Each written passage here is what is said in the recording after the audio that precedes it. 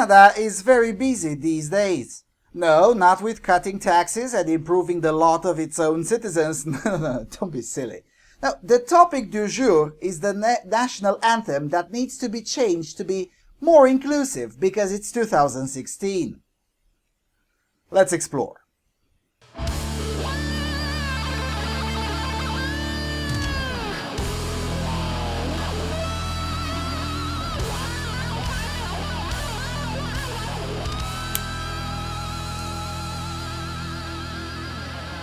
Hello everyone, and welcome to the Freedom Alternative. Oh boy, it's getting increasingly unfunny to report stories about Canada. It's like poking fun at the kid with the Down syndrome at the back of the classroom. And almost as unfunny as talking about Sweden, which I used to say is Canada's older sister in terms of progressive degeneracy. But now I realize that's sexist. Sweden can't be a sister. Han är bättre än så. Anyway, MSN.com.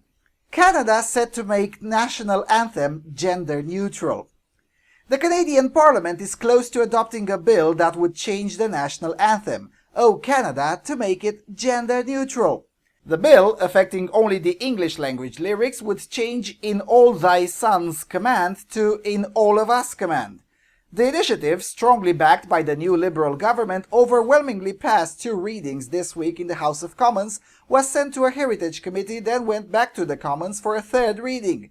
If it passes, as expected, it would then go to the Senate and could be adopted officially this summer, or more likely in the fall. After passing the 2nd reading this week by a wide margin, 219 to 79, MPs on both sides of the House burst into an impromptu singing of O Canada.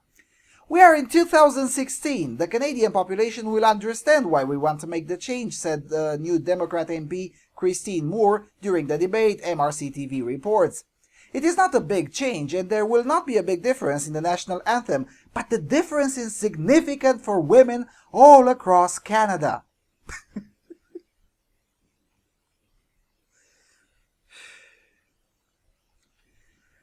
You know, Canada is a feminine-sounding name.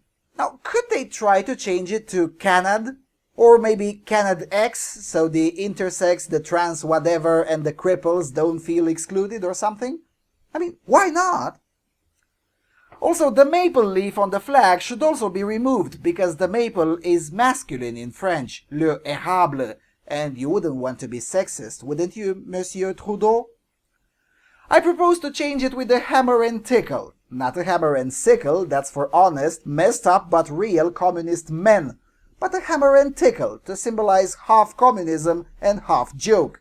Because whenever one hears Canada, one should be mandated to laugh. To the best of my knowledge, In All Thy Sons command refers to the men and only men who died in wars for Canada. Now, I'm all for honoring the defenders of a nation, but since women have done no such thing in any significant measure, why avoid reality? Because no matter how much you try, there is no such thing as in All of Us command, and Canadian women know it all too well. There is only In All Thy Sons command, because thy sons are the only ones for whom the bell tolls whenever the nation is in danger. And everyone knows that. Ultimately, these kinds of measures are merely smokes and mirrors to keep the chattering class busy from talking about the mass importation of culturally incompatible immigrants, which is taking place right now in the People's Republic of Canada, and it's an issue that will eventually explode once the inevitable economic result will be achieved, namely a housing crisis. You know, just ask Sweden about this topic. They already know the score. Well, those that do pay attention know the score anyway. The rest will be just again shocked and again bankrupt when their housing market will again collapse.